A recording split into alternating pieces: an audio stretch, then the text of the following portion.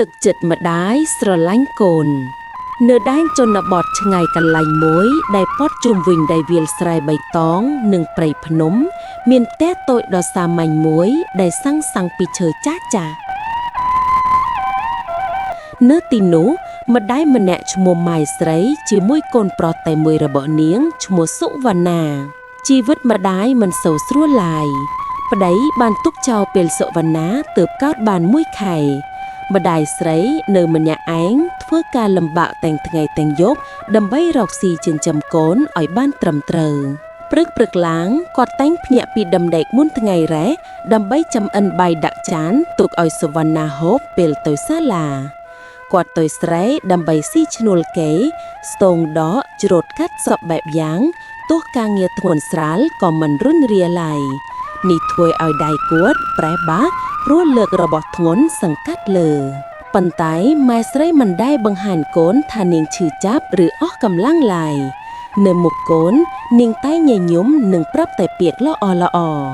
សុវណ្ណាយុវជនវ័យ12ឆ្នាំមានចិត្តល្អស្មោះត្រង់ហើយគោរពម្ដាយជាងអ្វីទាំងអស់គាត់ដឹងថាម្ដាយធ្វើការលំបាកណាស់ដើម្បីឲ្យគាត់មានសៀវភៅថ្មីមានអាវស្អាតពាក់ទៅសាលាគាត់មើលឃើញដៃជើងម៉ែហើមហូរញើសពេញជើងដៃនៅពេលយប់មួយមើលឃើញមាត់ម៉ែដង្ហើមដាច់ពេលត្រឡប់ពីវាលហើយគោលបំណងតែមួយក្នុងចិត្តគាត់គឺធ្វើឲ្យម៉ែសប្បាយចិត្តថ្ងៃមួយនៅរដូវវស្សាភ្នំតូចជិតភូមិកើតមានរលាយផុកធ្លាក់ចុះក្បែរផ្លូវជិតស្រែមីងពូក្នុងភូមិភ័យខ្លាចក៏ជួយគ្នាបដូរផ្លូវដើរឲ្យឆ្ងាយតែម៉ែស្រីដើម្បីរកស្មៅសម្រាប់គោនិងកាន់កន្ត្រកស្រូវឬក៏គួរឆ្លងកាត់តាមកន្លែងគ្រោះថ្នាក់នោះជារៀងរាល់ថ្ងៃនោះភ្លៀងធ្លាក់ចុះយ៉ាងខ្លាំងរលាយដីបាកបន្តិចហើយម៉ែស្រីដែលកំពុងកាប់ស្មៅរត់មិនរួចក៏ស្រែកឲ្យជនក្បែរនោះជួយប៉ុន្តែមនុស្សខ្លាចភ្លៀងមិនអាចចូលទៅជួយបានសុវណ្ណាដែលកំពុងត្រឡប់ពីសាលាបានឮសំឡេងម្ដាយពីចម្ងាយក៏ស្ទុះរត់ឆ្លងផ្លូវទឹកលិចទោះគេខាត់ខ្លាចគ្រោះថ្នាក់ក៏ដោយម៉ែរងចាំខ្ញុំសុវណ្ណារត់ទៅកាន់ម្ដាយដោយមិនគិតអ្វីទៀតក្រោយពីសុវត្ថិភាពរបស់គាត់ឆក់កាន់ម្រាមដៃម្ដាយស្រីយ៉ាងជាប់ក្នុងពេលដ៏ខ្លីនោះមនុស្សម្នាក់ពីភូមិបានរត់មកជួយទាញទាំងពីរអ្នកម្ដាយកូនចេញពីដីភក់បាក់ស្រូបបានសម្រេច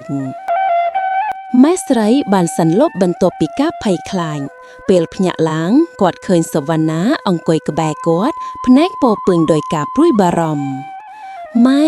ខ្ញុំខ្លាចណាស់ថាម៉ែទៅចោលកូនសុវណ្ណានិយាយសំឡេងតិចហើយទឹកភ្នែកហូរចុះលើថ្ពាល់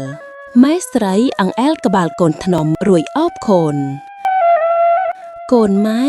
ម្ដាយនៅរស់ទៀតបានក៏ដោយសារទឹកចិត្តកូនពិតជាកម្លាំងធំជាងគេរបស់ម៉ែ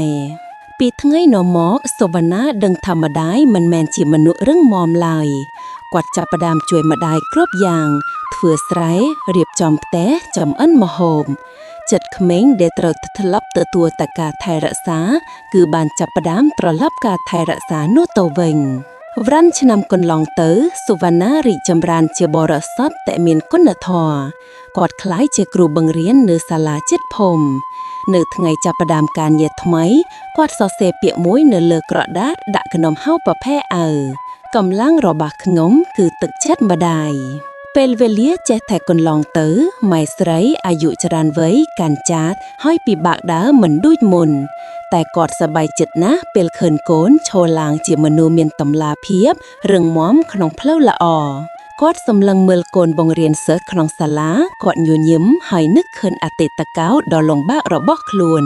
សុវណ្ណាក៏មិនដែលភ្លេចថាសេចក្តីស្រឡាញ់និងការលះបង់បំផុតក្នុងជីវិតគាត់មកពីម្ដាយរបស់គាត់ទឹកចិត្តម្ដាយដូចទឹកទន្លេមិនស្ទាក់ស្ទើរមិនអស់មិនស្រកហើយហូរទៅមុខជានិច្ចទៅ